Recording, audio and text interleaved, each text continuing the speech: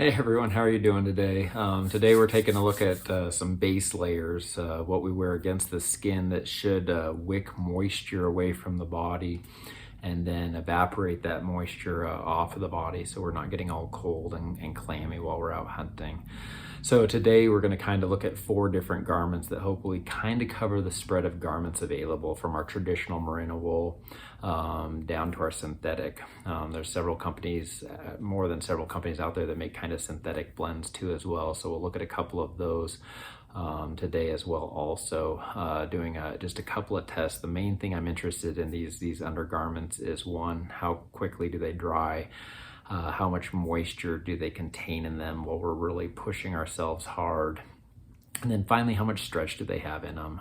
With these garments while we're wearing them, of course, shouldering a rifle or drawing a bow can be a little prohibitive if we have a lot of layers on that are not stretching and restricting our movement. So it's nice to have a little bit of stretch in these layers. So next we'll kind of go into some of our methods on just a few of these tests we ran on undergarments to kind of see what's going on. But let's also talk really quickly just about the individual garments. We've got a Sitka garment today, both a short sleeve and a long sleeve. It's 100% synthetic material. We've got a KUIU, which is a blend of merino wool and their synthetic. We've got our Icebreaker, which is 100% merino wool. And then we've got our First Lite. Their arrow wool is a blend also. And so a lot of these companies, especially with the blends, claim that they dry faster and work better than kind of traditional wool. And so I kind of wanted to test that out and see, did it actually make sense that these can compete with these materials, do better than these other materials. So again, let's get into our methods and we'll kind of take a look at how we looked at some of these things, and then we'll have our analysis of all that at the very end. So hang in there and let's have some fun.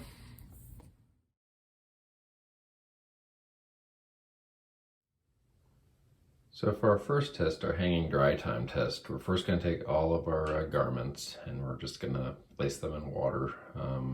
I've worked water into all these garments, and then we're going to let them sit for 5 minutes and do it again just to make sure that they're all saturated. Then I'm going to wring all the water out of each garment, and then we're going to take those garments and then we're going to hang them up. And so here we have all of our garments hung up in a row, and every hour we're going to measure and just see how much water these have left in them to see how quickly that they're drying. Each hour we're also going to rotate the one on the end to the front just in case there's any difference in the ends, getting more air exposure, so that should help compensate for that.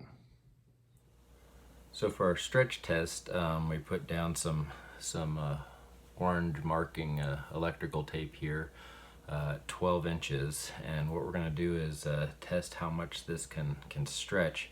As far as I can stretch it, we'll be taking 2 readings, one across the back and then one across the sleeve out here. So we'll go ahead and do this. I'm going to secure the ruler on one side at the tape, and we'll just grab the other side of the garment, and I'm going to stretch it as much as I physically can. And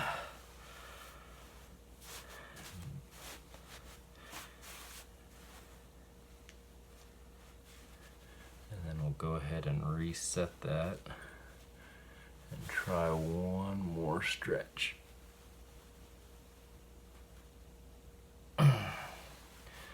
Alrighty, now we're going to go out to the arm and do the same measurement. Get my tape set up properly here. And double check everything. Beautiful. We're going to try that again.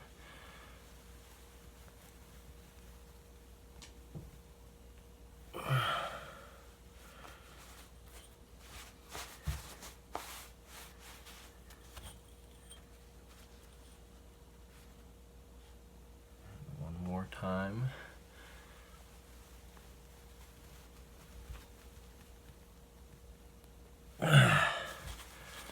Very good, and that will be how we do our stretch test. Hey everyone, so for our running test, what we're going to do is we're going to take each of our garments and I'm going to weigh them before I go on my treadmill. Each of the garments that we've selected is in a similar kind of weight range. There are some slight variations, but I've tried to select a garment from each of these companies that has a similar thickness and weight to them. So once we've weighed in all of our jackets and our t-shirts, what I'm going to do is I'm actually going to wear both garments. I'm going to wear a t-shirt and I'm going to wear a long sleeve garment underneath, and then I'm going to go for a 3-mile run. After that 3-mile run, I'm going to take each garment and then I'm going to weigh it again, and this should tell us how much water has been retained in these garments. Theoretically, if a garment's better at wicking moisture away from the body and then evaporating that moisture, there shouldn't be as much weight in each garment. So again, we'll just wear both garments, kind of batten down the hatches, so my body warms up as much as possible. I'm going to go on a 3-mile run, averaging just probably about 8 minutes a mile, something not too hard. And then obviously on my treadmill, I'll go for a jog, and we'll see how these perform.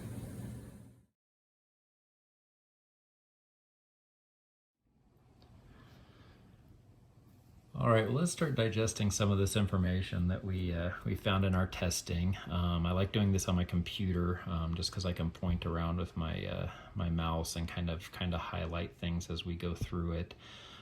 First, we'll kind of look at our hanging dry time, and forgive me, I know a lot of these run together, so I'm really going to try to go through what's what here, but they are color coded if you want to pause and take your time to kind of look at these things. But we've got our ounces of retained water, and then how many hours it took to actually dry out. For one group here that kind of dried out in this area, it didn't actually get back to 0, so I'm not sure if something was just off in my calibration of my unit, if they did tend to have a little bit of retained water, but for all intents and purposes to feel, they were felt dried out much earlier. But just to be scientific, I took it on out for a few more hours to where it just really kind of leveled out, and I didn't think made that much of a difference. But we'll talk mainly about how this kind of came together into 2 groups, this group of 6 here and this group of 2 here that did seem to dry out a little bit quicker. But first, before we get to kind of that analysis, let's start over here on the left side and just kind of look at what garment was what. I tried to squeeze as much water out of these as I could, so that's a little bit subjective. I'm using my own strength just to wring them out, get as much water out of each one as I can. So it felt like it was fairly fair by garment, but let's go through this as well. This first group up towards the top, the blues and grays, were our long sleeve group, and the more colorful ones down here are our short sleeve group. Obviously you can squeeze more, or not necessarily squeeze more, but just less fabric to hold water in these lower ones. So first up on the very top, we've got our Sitka long sleeve at the very top, followed up by our First Lite long sleeve. Then in gray over here, we've got our KUIU long sleeve, and then that's followed up by our Icebreaker long sleeve, our 100% merino wool there. Then that's followed by the short sleeve group, leading with the Sitka short sleeve, which I could squeeze out the least amount of water out of the t-shirts, had the most retained water, similar to the long sleeve. After that, we've got our green here, which was our First Lite short sleeve. After that, then we've got our Icebreaker short sleeve, and then I was able to squeeze the most water out of the KUIU short sleeve. And so regardless of how much retained water is in these, it's interesting to watch as they dry out kind of what happens. And so let's break these up kind of into 2 groups and talk about this group first of 6 garments. That's kind of interesting there. Yeah, some did dry out a little faster than the others, but we're all talking within the couple hours. So yeah, a little bit quicker, but when you're talking about 10, 11, 12 hours for things to kind of dry out, it's hard scientifically, I think, to really analyze if there's a huge amount of difference there. But if it is important to you, I think this is good to look at. The faster drying ones in these down here, you can kind of see in this area there. And one of those was our Icebreaker down in there, And then the other one was our KUIU short sleeve as well.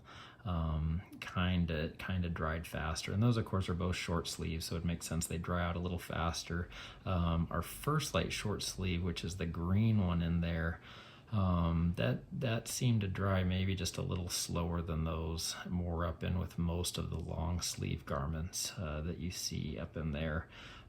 With the First Lite long sleeve maybe also drying the slowest, so that tells us maybe we're just getting a little slower dry time in those First Lights and things like that. I mean, worth kind of noticing that Icebreaker is on the lower end of the merino wool, because a lot of these synthetics claim to dry faster, and we'll get into that more in our final conclusions and stuff like that. But let's also look at this other group then that did really actually appear to dry faster, and this is an interesting group because it's not, you'd expect the short sleeves to maybe dry faster because they had less water, but right in here we've got our Sitka long sleeve and our Sitka short sleeve, both of which dried out at about the same time. So just really showing us that those synthetics do dry faster. I'm not sure about some of the blends drying out faster. It seemed like the Icebreaker dried out pretty darn quick comparatively. So again, we'll get more of that in our final analysis of this information, but hopefully that helps there. Let's go ahead and scroll down a little bit, and next we're going to talk a little bit about when I ran in these garments and how much water was retained after the run. The idea being, if these are wicking away from the skin and then allowing water to evaporate quickly, you would hope they would have less retained water. And so first, I don't have controlled running conditions. I try to pick days that are similar to do my run, but also in a within a 1 week period. So physically, I'm in the same shape. I try to drink the same amount of water during the day and stuff like that. And so overall, our conditions were pretty darn close in terms of the starting temperatures that I ran at and the ending temperatures I ran at. Same with humidity, starting humidity and ending humidity, kind of looking at the variation. There is a little bit of variation in some of the humidity. Maybe this First Lite was a little bit lower in terms of overall humidity.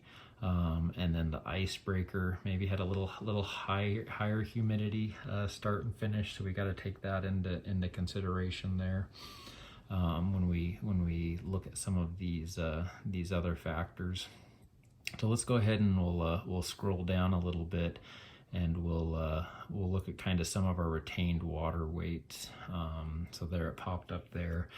So here's our different garments with kind of our retained water weights after our run, keeping in mind the environmental conditions and changes might impact this a little bit as well. So our KUIU synthetic, our Sitka synthetic seemed to have the least amount of retained water after our run, followed by the KUIU and then the First Lite, with the most retained water being our Icebreaker. But also keep in mind, some of these amounts, and what I'm trying to do in this analysis is, are these blends that much better than the traditional wool, and then comparing that with the purely synthetic to decide if these are good for you or right for you. And in our analysis, we'll go into some of that a little bit there, but hopefully this gives you a little idea, given the starting conditions. Sorry, there it popped up. Some of these starting conditions, how that might have affected things for each of them. Now keep in mind, too, when we scroll down and look at the higher Icebreaker level, that it also, in terms of the starting humidity, was higher. So can we even say there's truly a difference there? I think that's really hard to say. All right, let's look at how stretchable some of these garments are. As we've said before, it's important in our hunting gear to be able to move, especially when shouldering a rifle or drawing a bow, restricted too much. So here's kind of our base layer, our percent change. I was kind of stretching it across two parts of each garment, the back and the sleeve. So you can see I've kind of grouped the Sitka, the KUIU, the First Lite, and the Icebreaker there to kind of show how stretchy these are, and some really to have a lot more stretch, like the Icebreaker and First Lite next had a lot of stretch in those, especially in the back. The sleeves tended to group up a little bit more similarly. But to be honest, some of our other gear, our outer gear, is going to tend to be a little more restrictive than this. But it was still important to verify that these had more stretchability, flexibility than our outer layers were. So is this that much better than some of these other ones, like the KUIU, which didn't seem to stretch as much?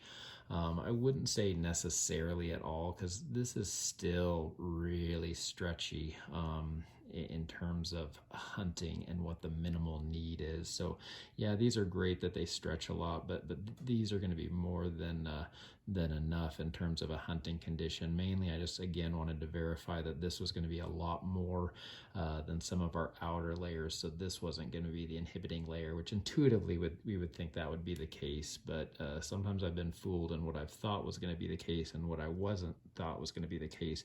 For instance, some of these companies claim how much more stretchy their garments are than other garments, and so I wouldn't have thought that the merino wool would have been stretchier than some of these other garments. So it's important to look at some of these things, and we'll talk about that more in our final discussion.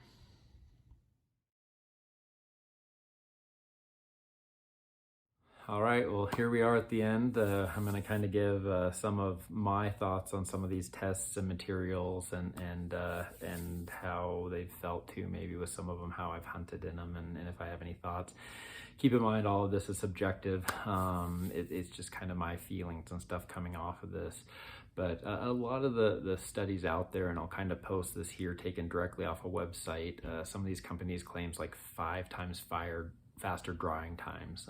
They claim that they're 35% stretchier and things like that. So take a look at some of these numbers and some of these claims that I'll have right here for you, and just look over those for a second. Because these advertisements really make me attracted to some of these garments. These are things that are important to me. I want them to dry faster. I want them to be stretchier and things like that. But when we look at some of these studies, I really didn't find that to be the case. I don't know that they can claim that they dry all that much faster, and against what? Like, they claim to dry faster. Is that against all garments on the market, or are they just talking traditional merino wool garments, or are they talking synthetic garments?